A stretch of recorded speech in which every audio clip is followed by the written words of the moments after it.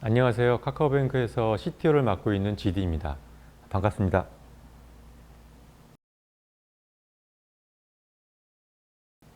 어, 참고로 제 영어 이름에 대해서 잠깐 말씀을 드리자면요. 제 영어 이름은 제가 한 90년대 초부터 사용해온 PC통신 아이디에서 유래를 했습니다. 오해 없으시길 바랍니다.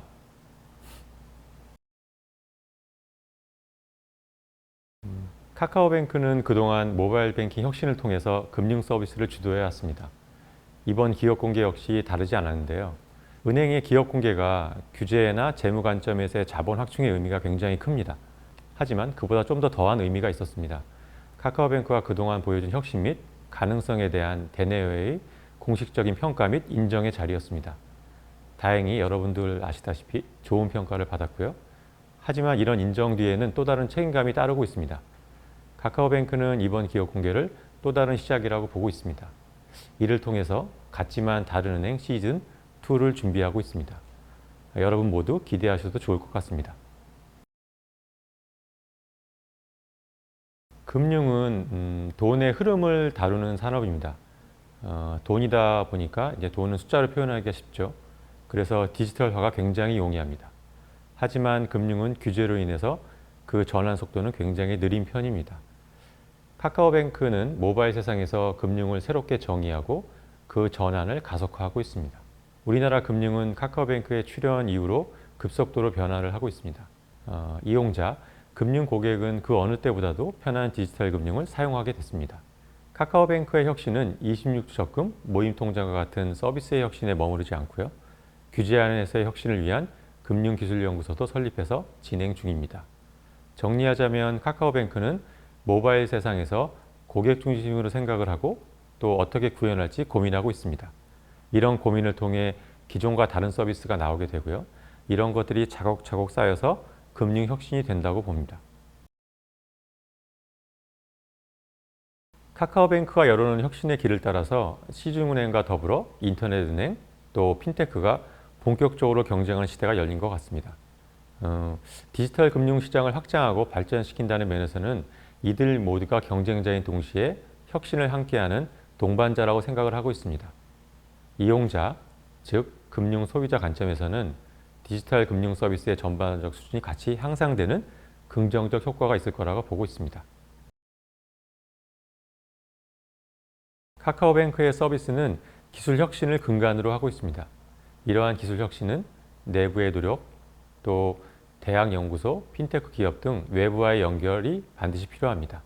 이런 노력을 용이하게 만드는 곳이 바로 카카오뱅크 금융기술연구소입니다. 카카오뱅크는 혁신 금융 서비스를 통해서 은행의 필수적인 규제를 예외를 받아 좀 더 자유로운 연구 및 협업이 가능한 그 장소를 카카오뱅크 내에 마련을 했습니다.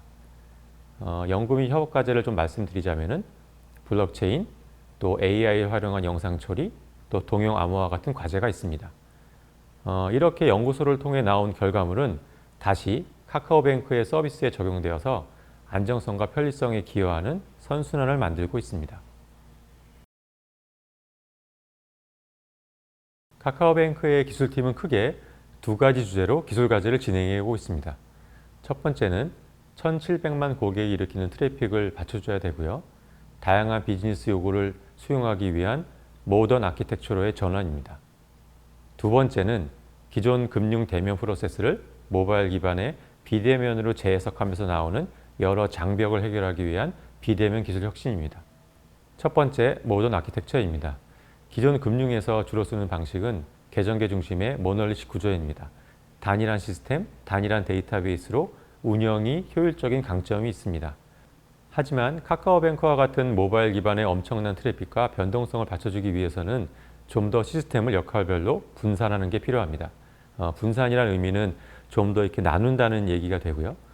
이렇게 나누다 보면은 시스템 장애 및 비즈니스의 요구에 의한 업데이트도 굉장히 수월합니다.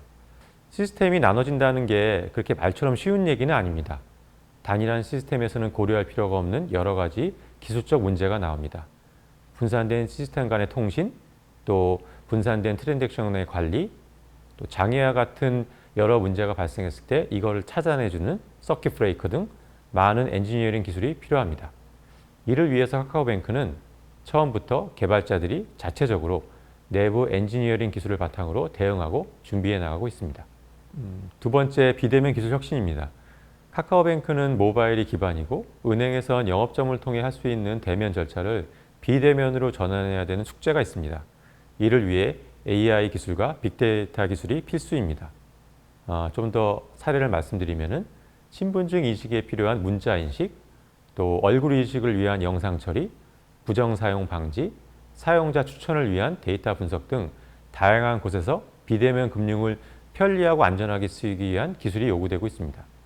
또한 이러한 앱뿐만이 아니라 뒷단에 고객센터의 챗봇, 여러 서류 처리 등 안 보이는 영역에서의 기술도 요구되고 있습니다.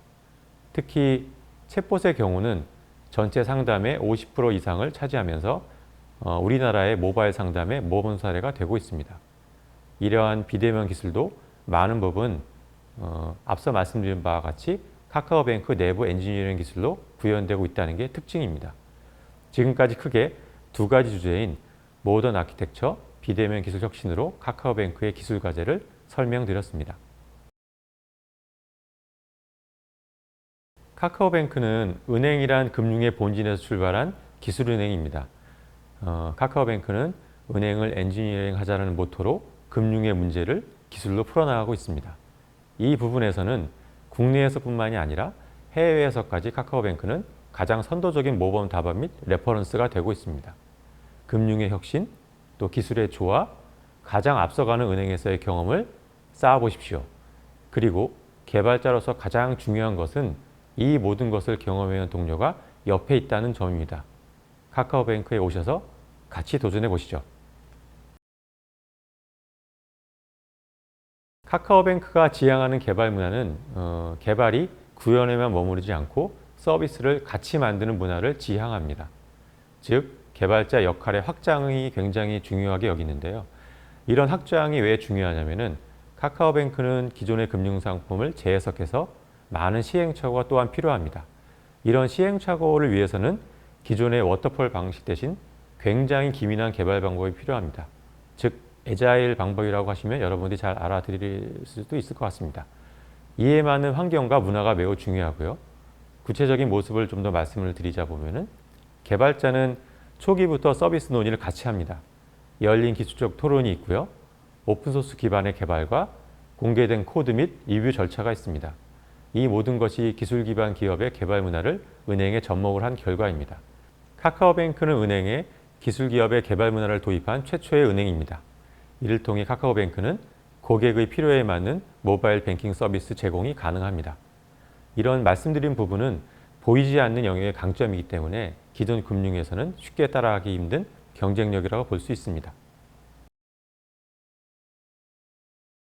카카오뱅크는 모두의 은행, 모두의 계좌를 꿈꾸고 있습니다. 고객은 앞으로 카카오뱅크에서 모든 금융 서비스를 시작하실 수 있습니다. 기존 단편화된 상품이 아닌 생명주기가 긴 새로운 금융 서비스를 만나실 수 있습니다. 앞으로 카카오뱅크가 선보일 주택담보대출은 단순한 대출 상품으로 끝나지 않을 거고요. 여러분들의 인생에서 가장 중요한 이벤트인 집을 사는 순간에 동반자가 될 것입니다. 이러한 서비스 뒤에는 가장 앞선 기술력과 실행으로 금융의 문제를 해결하고 있는 카카오뱅크 기술팀이 있을 것입니다.